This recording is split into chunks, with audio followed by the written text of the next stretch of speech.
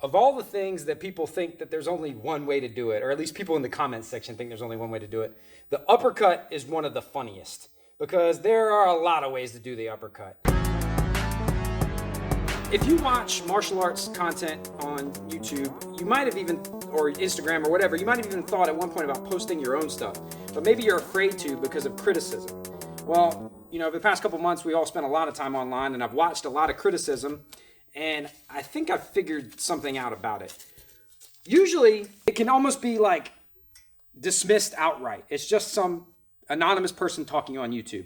But every once in a while, you'll see someone maybe who does have some experience or expertise criticizing, which that's weird to me. So I've been trying to figure out where that comes from. And it's usually people that I think should know better. And they say, that's not the correct way to do this. If you do that, then this is what will happen. But that's not really true. They say never punch with your arms. Don't use your arm muscles to punch. You do use your arm muscles to punch. You use your neck muscles to punch. I'm going to talk about that here in a little bit. But I also missed a couple things in my last video. I forgot when the bag fell. Realistic. I forgot the whole point of why I was talking about missing the heavy bag intentionally. Because I usually leave stuff out just to make trolls crazy and just to make people comment. But this time I actually messed up. I forgot a whole part of that video. In that video, I was using a mushroom bag. And, you know, a lot of people would say, well, I don't have a bag like that I can practice uppercuts on. But you can practice uppercuts on a regular heavy bag. You know, even if you just skim it, right? That was the whole point of what I was saying, but I got distracted when the bag fell. But also, like, how come not too many of you noticed that, like, dope rhyme that I spit in the middle of that video? Our punches are tight. Our range is right. We're in and out. We're treating this thing like a real fight with our movement and our strikes. But as for the uppercut itself, right, this is hotly debated. The uppercut, people will say that you are supposed to squat and come up. That's how I teach it to beginners. We teach beginners that way because we're trying to get them used to the idea of using the same muscles that they use to jump. They're my biggest muscles. They're my leg muscles, right? You use these things and start putting punches into people using all of this. That's pretty powerful.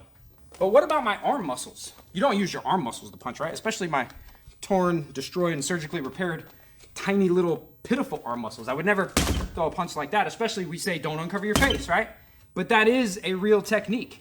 Boom, bang. That's a real technique. Why does it work? You'd say, oh, if you do this, you're gonna get punched in the face.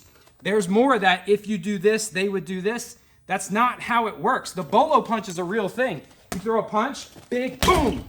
Why does it work? Because you're not supposed to do it. Maybe you've thrown crosses followed by hard hooks that makes him respect your shit and makes him want to block. If you go boom, bang, if it lands, it's right. I get that, like, just because, you know, a high level person does something doesn't mean we should do it.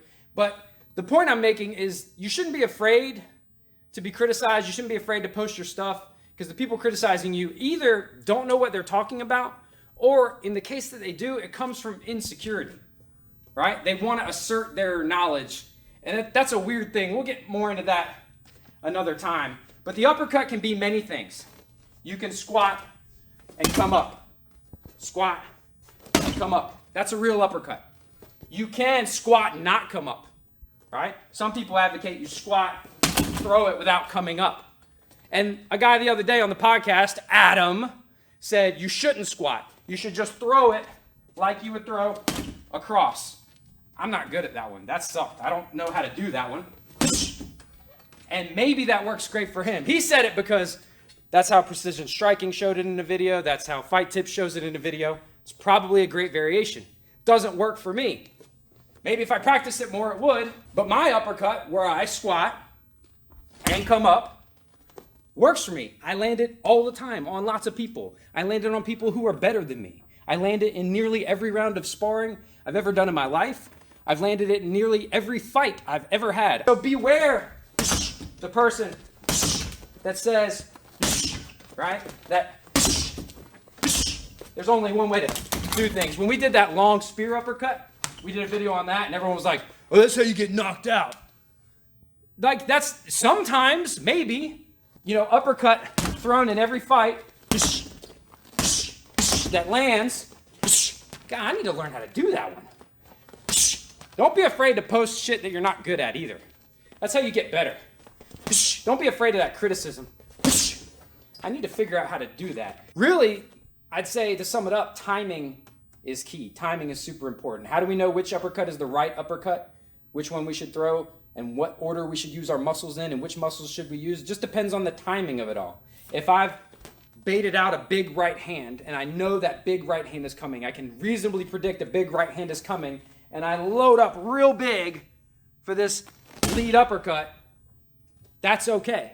People say, don't load up. Well, it's okay to load up. In our next video, we're going to talk about some little cheats and little hacks you can do to disguise your load up so that you can load up, but you can load up too. So in summary, how many summaries is this? You can punch with your arms, you can load things up, you can telegraph things, you can drop your hands, you can stick your chin out. Unless you're getting your ass kicked. If you're getting your ass kicked while you're doing all those things, you shouldn't do them. But if you're kicking ass while you're doing it, it's okay. I promise you, you'll be all right. The guy's criticizing you. Wait, or is this video about me?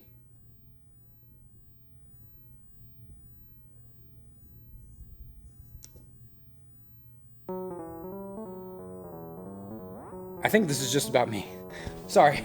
Testify, it is our time, and we'll